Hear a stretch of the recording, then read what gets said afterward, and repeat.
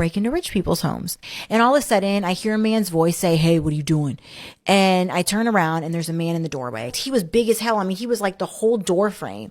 So I was like, oh shit. And I promise you, I don't know where this came from, but I was like, I'm a juvenile. Don't touch me. I'm a juvenile. I put my hands up because I wanted to startle him. I turned around and I bolted out the window. When I bolted out the window, I ran, I jumped the fence. I get into my car. I was like really athletic. I was jumping fences, parkour. And then I get in the car. When I get in the car, I start to drive off and I look over my purse and I'm like, the probation papers with my name and my address and my birth date and like everything else. Just here we are. Come get me. Are on this guy's dresser.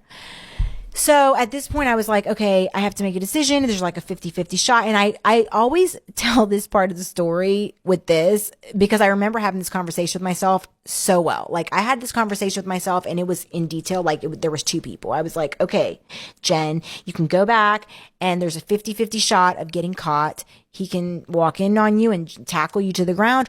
But there's also a 50-50 chance you could get out scot-free and be done. So, you know, there's a 100% chance that you're going to jail if you don't. Right. So I was like, I'm going to take the 50-50. Yeah. The 100% is not looking good. I'm taking the 50-50. So I jumped the neighbor's fence, trying to kind of hear and gauge what was going on. And that's when I heard him outside and I jumped his fence and went back in through the broken window. But when I went back out of his house, Nat, as I think I'm about to get away and hurdle my last fence, I get tackled to the ground and then he hit on me and then he held my arms till the police came. So I ended up getting sentenced to 2 years of community control without the monitor. Oh, no, and you need jail time. You're a menace. I did. I'm not going to lie, I did. So I ended up getting sentenced to the Phoenix House, which is a rehab in Ocala, Florida. I graduated that program. I met my son's father. I met a guy. And when I met this guy, he's a very nice guy, good family, never been in trouble, never been arrested.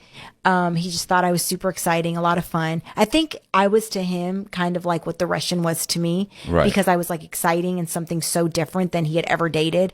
His parents are like mega, very, very, very well off. They have a huge business, metal business, and just a good guy. You know, went to college, just all around good, clean cut guy. I met him and things were all right for a little while. He didn't know anything about my life. He didn't know how I ended up in that city. I told him I was there for a change of scenery, just change of pace, wanted to slow it down a bit, come here and go to school because I had enrolled in the community college just to do something while I was there.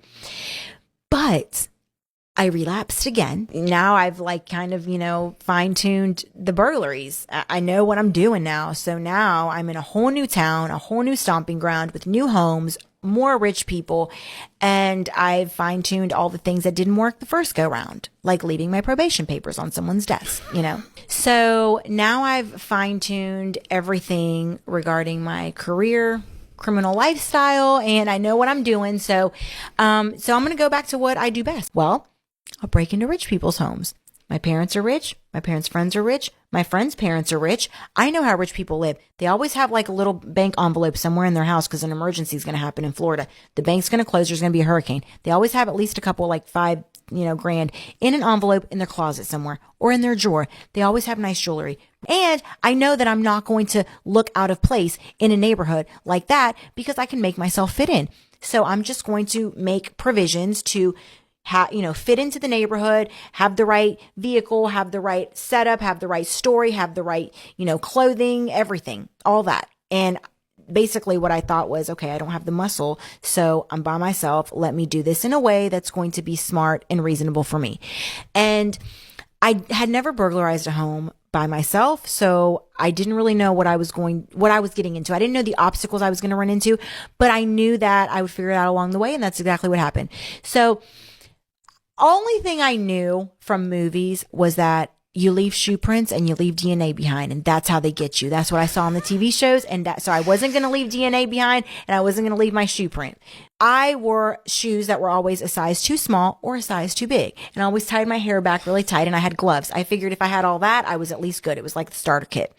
I ended up eventually getting like a little tool set that had like a cutter. It didn't cut glass, but people would be surprised that in Florida, a lot of windows, they're not like reinforced. They're not strong. They're like single pane windows. Right.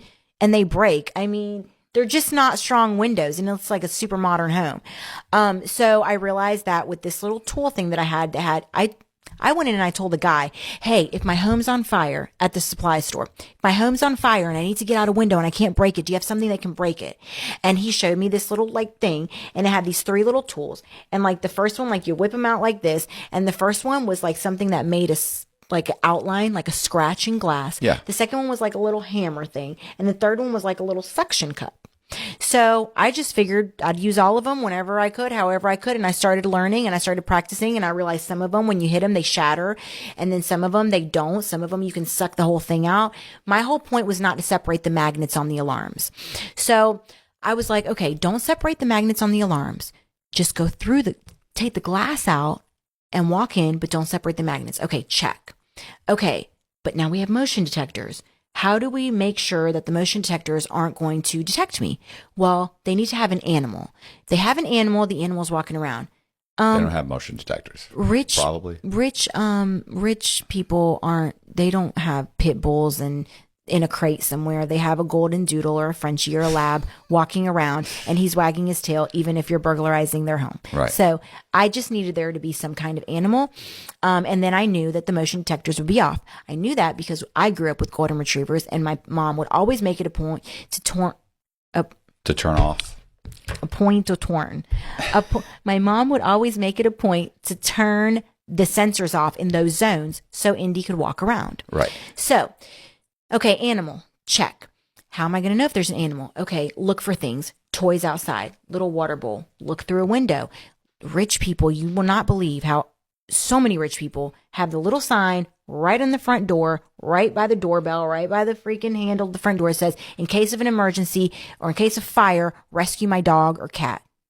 Willie, rescue Willie. Okay. So now I don't even have to look because you just told me Willie's in your house walking around. Right. So check. Okay. Now I'm going to ring the doorbell and I'm going to, hopefully nobody answers. But if somebody answers, I'm going to say that I'm there to pick up the dogs for the doggy day out. So, it'll go with the scrub. So I'm just like walking you through, like I'm thinking all this. Right. So I'm like, hey, I'm here to pick up your doggy. Wrong house. You're at the wrong house. That's it. So they'd answer and I'd be like, hey, I'm here to pick up, Willie and Rufus for their doggy day out. I'm the transportation. And they'd be like, you have the wrong house. And I'd be like, oh my God, I'm so sorry. Let me go call my boss in the car and check. And then I'd wave. And, perception is crazy because when you're in someone's face and you're like, hey, I'm here. This is me. Look at me. I'm friendly. I'm nice. I'm outgoing and all this stuff. You doing something bad is the last thing on their mind. Right. Because everyone thinks a criminal is going to be hiding and sneaking and, doing all this creepy, shady shit. And so I tried to do the opposite. And so, if they didn't answer the door, now what am I going to do? I need to find one of those windows. But I would try to find homes that had like privacy fences or a lot of shrubbery and things like that, something that could hide me. So if I found all that, I would go to the backyard, and I would find a window. I would tap them a lot at first to see, like some windows you could feel me and were like solid, thick windows. And some windows were just, you could tell they were flimsy. Like you'd knock on them and they, would wiggle and stuff. It was really weird, or like shake. Yeah. So, I kind of try to feel which window and just, remember, hey, like do not separate the magnets. So when I would find the window, I would knock some more. At this point, I'm still going around and I'm knocking on all these windows, like in the backyard, sliding glass door and everything, because I want to make sure, like, okay, maybe you were in the shower. Maybe you had headphones on. Maybe you just didn't hear me ringing the front doorbell. So I want to like knock some more, but now I have to have a different story, because if I'm in your backyard knocking for Willie and Rufus, that's just creep as hell. Why? This employee is way too determined to get these dogs, and it's weird. Right. So I can't be in your backyard looking for the dogs. Like, that's crazy. So at this point, I would say to them, hey, my friend, my coworker, whomever, Samantha, she asked me to come check on her mom, Miss Martha, because Miss Martha's not answering the phone and she's really worried about her. And she didn't have a break, but I did. So I'm just here to check on Miss Martha. That's why I'm knocking like a crazy person. Miss Martha, Miss Martha, Right. And I'm saying this as I'm in the backyard, like, Miss Martha. And I did run into people sometimes, and they would be like, oh, you have the wrong house. And I'd be like, oh my God, I'm so sorry. Miss Martha, we got to find Miss Martha. You know what I mean? Like, got to find Miss Martha. So, and nobody's going to be upset or offended if you came looking for a dog and you were at the wrong house, or you came to do a welfare check on an elderly person and you had the wrong house. Right. It's not going to offend people, and it's not going to raise suspicion. So, I was good to go. So, but if all that goes well, then I will go ahead and I will, get in. I'll break glass or suck glass out. I'll go in and I will always try to target the master bedroom or an office. When I got in, I, luckily was in the master bedroom and I started going through the drawers. And as I started going through the drawers, I started putting things in my purse and I ended up running across a gun. And I was like, oh shit, let me, put that to the side over there because this could turn into a really serious charge if I pick this gun up or take it out or anything. Right.